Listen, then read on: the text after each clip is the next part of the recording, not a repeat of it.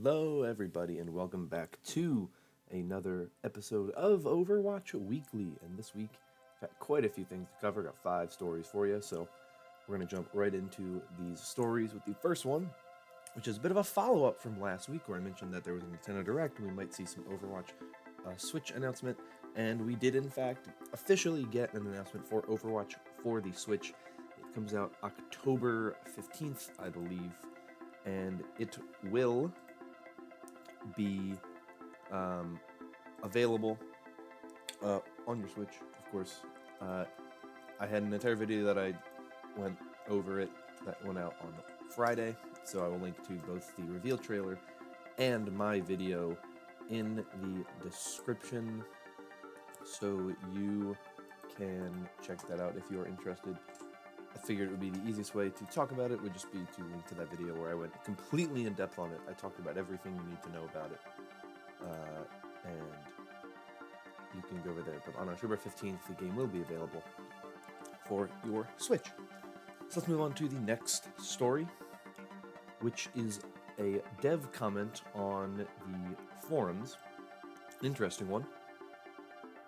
So this comes from TP's Behind You, who posted revert hero balance back to where it was before goats. And this is a very questionable post. I don't agree with this person's post in general. I think if you revert back to where it was before goats, that's just a bad idea. But you know, that's what this person said because they're angry about this meta. Anyway, they said, so first they had like a list of things, and they put, nobody likes triple shield meta. Streamers and other personalities who are supposed to represent your game at its best call this game dead and unplayable due to how stupid this meta is. I don't agree that that's necessarily the streamers and other personalities' jobs, is to represent the game. If they don't like the game anymore, they don't like the game anymore. That's the way it is. They are allowed to have their opinions about the game. There's nothing that says that these personalities have to enjoy this game all the time and like everything about the game. If the game's in a bad place, it's just a sign that the devs need to work on stuff. Reverting stuff back is not the correct thing, in my opinion. Let's see. The rest of the list says everything was much better before GOATS, and there's literally no reason to not do it, which isn't true because there are a lot of reasons to not do it. So then they continue saying, just revert the hero balance and start over from there. Huge balance changes were supposed to come with roll queue. All we got is a Brigitte over nerf and some random changes. The changes in PTR are really confusing. Symmetra nerf is definitely deserved, but why does Zarya need a nerf? She doesn't even have her own place in the meta. Another one of your random trademark changes? In what world does Sigma need more explosion damage on accretion? So less effort is rewarded more? I'd really like to see how balance changes are decided because you seem so disconnected to your player base, especially the people that represent you and your game. Which, once again, I don't agree that that's the case. Then, they have a bunch of tweets linked, one from XQC, one from Red Shell, one from J3, one from Valkia, one from Harblue, one from Calvary GG, one from Arg, or Arg, I don't really know how you pronounce it, but you know, it's a bunch of tweets like that. So Joshua No commented on this, though he didn't have to, but he did anyway, because he's doing his job. And I'm going to read you his whole thing, because I think what he said is very important.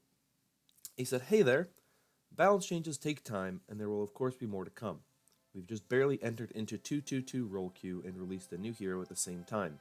It's important to collect statistics/data as well as feedback to make informed decisions.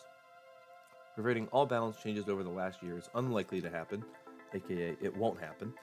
Any hero change could potentially affect the meta to some degree, but not all changes are directly targeted at the current meta, if that makes sense. For some transparency, we've known for a while that we would be moving to a 2-2-2 format. It required a long time to implement, and not all changes over the last year were directly targeted at affecting the 3-3 GOATS meta. For example, Soldier, McCree, and Junkrat buffs. The goal of the changes that actually were aimed at GOATS was not to kill it entirely, but to weaken it enough, without destroying the individual heroes, that other new comps could arise to compete with it. Though it took a long time, with the results of Stage 3, I consider that at least somewhat successful. Even if solutions are hypothetically available, any meta is ultimately dictated by the players. Aside from meta considerations, it's important to prioritize individual hero balance, which is why we're tuning Zarya and Symmetra damage output. The recent Beam bug fix was much more potent than expected, with those heroes on average seeing a 20 to 40% increase in damage. Their original damage values were tuned without knowledge of this bug. Thanks for your feedback. So, all those things make a lot of sense, I think. What I think is interesting, right, ultimately, is that, the beginning thing with the whole, you have to take time to get statistics and whatnot before you change. Yeah, that makes 100% sense. Like, you can't expect a game to always be in a place that it's ready when you just roll out a huge update, a huge balance change, with 222 and Sigma, a new hero, a new way of playing the game. It completely fundamentally changes the game, and you have to give the game some time to settle so that they figure it out. Like, the double barrier meta didn't settle for a little while.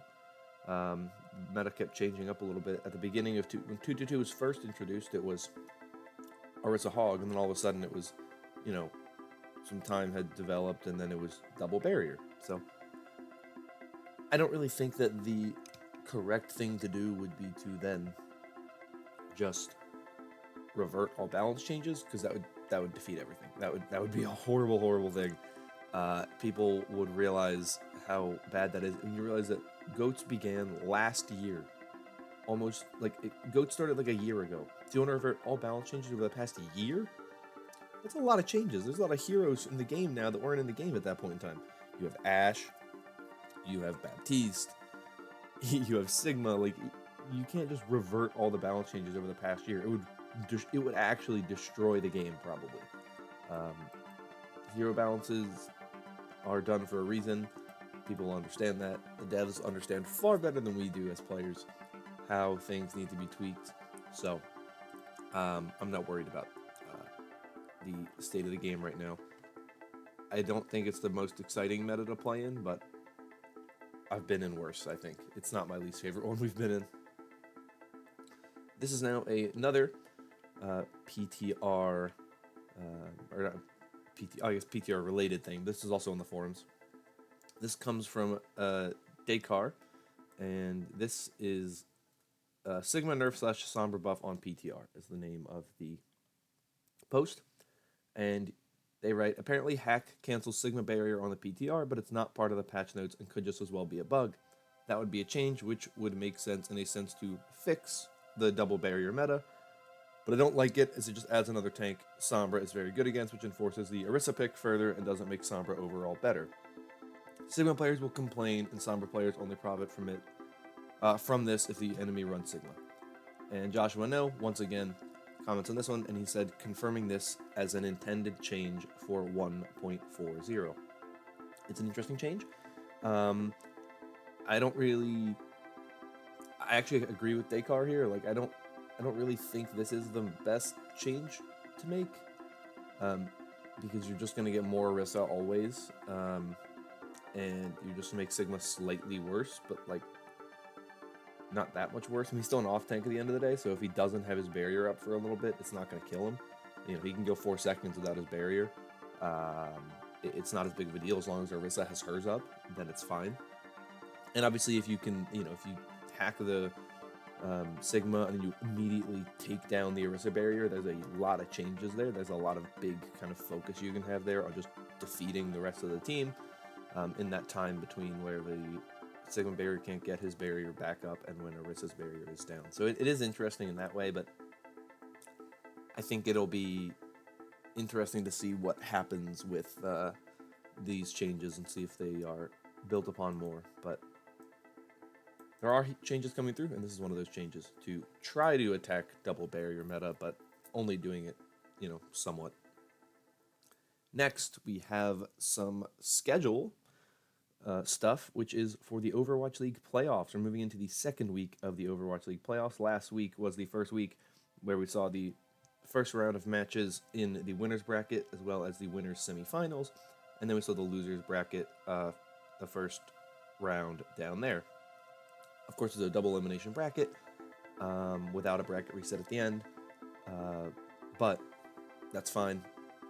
On the winners side, we saw the Vancouver Titans beat the Seoul Dynasty, the 1 beating the 8 seed, the 5-seeded Gladiators beating the 4-seeded Spark, the 2-seeded Excelsior beating the 7-seeded London Spitfire, and the 3-seeded San Francisco Shock falling to the 6-seeded Atlanta Reign. So then we go to losers bracket. The Hangzhou Spark played the Seoul Dynasty and won, and the London Spitfire lost to the San Francisco Shock. In the winners semifinals, the Vancouver Titans defeated the LA Gladiators, and the New York Excelsior beat the Atlanta Reign to set up the Vancouver Titans versus the New York Excelsior in the winners finals on Friday. Then on Thursday, we have some losers bracket matches, the Atlanta Reign taking on the Hangzhou Spark, and the LA Gladiators taking on the San Francisco Shock. So those are your losers bracket matches. And then, as I said, we have a winners bracket game between New York Excelsior and the Vancouver Titans. And then we will have the second round of losers matches for the weekend, which will be the winners of the Atlanta Reign Hangzhou Spark game and the LA Gladiators San Francisco Shock game. Those two will face off. Then the winner of that will play against the loser of the Vancouver Titans versus New York Excelsior in the losers finals. And then the winner of that will move on to the grand finals with the winner of the winners finals. Obviously, it could be a little confusing, just explaining it by words, but I have a link in the description to the schedule and whatnot, so you can see it a little more clearly, if that helps you at all. Finally, this past week, we got the announcement of the two biggest awards, I'd say, for the Overwatch League 2019 season. We have the MVP and the Rookie of the Year winners.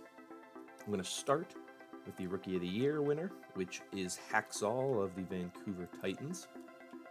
They actually did give us some of the numbers that about how they got picked. So Hacksaw, in a very packed field of rookies, emerged with a 17.9% of possible first-place votes, as well as 12.8% of the total point share, which is pretty good when you think about the amount of rookies there are. I mean, the entire roster of the Vancouver Titans is rookies. The entire roster of a bunch of teams are rookies. You have a lot of rookie players, like the Shanghai Dragons are mostly rookie players. You have Nene, who's a rookie player on the New York Excelsior. You have a lot of players on the Shock who are rookie players. There's a ton of rookie players this year, so it's a really big. It's honestly about as big as MVP, the Rookie of the Year award. The other candidate, of course, the MVP award. I don't know why I said candidate. Was won by Sinatra, my personal pick for MVP, so I'm glad he won. With nearly 650,000 votes total, Sinatra got 36.8% of the vote, which is a major margin of victory. And then among the expert poll, he came out with 33.7% of the vote, which is pretty good. So you got Hacksaw as your Rookie of the Year and Sinatra as your MVP. So congratulations to both of them. And then, of course, as mentioned last week, Custo won the Dennis Savelka Award, and then a whole group of players won the Roll Stars Award, including both Sinatra and Hacksaw on the damage roll. So that's all the stories I have for you this week. Let me know what you are excited about for the most with these Overwatch League playoffs this weekend. I'm really hoping, really hoping that New York can make it to the grand finals. It would be a real change in this season for them if they could make it all the way there. And I'm excited to see how this season closes out. But I'm going to get out of here. So if you enjoyed, consider liking and subscribing, as it helps out a lot. But until next time, I'm going to get out of here. Thank you so much for watching once again. And bye-bye.